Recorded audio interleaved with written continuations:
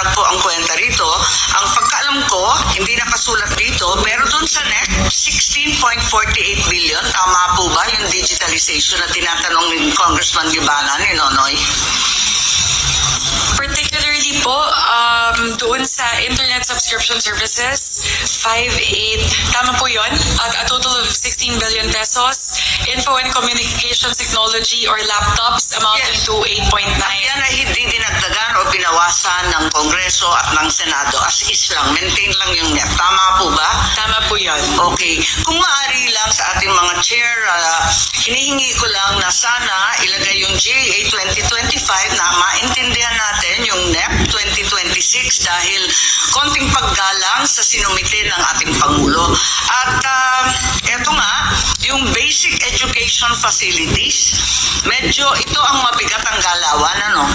Kasi nakita natin dito sa GAA 2025, 28.1 billion noong 2025. Tapos, nung NEP, 28.056 ang linagay ng Pangulo at ng DBM, pagkat alam din natin na 22 lang ang classroom na ipatayo. At ang disbursement rate nila ay bagsak na bagsak sa 23%.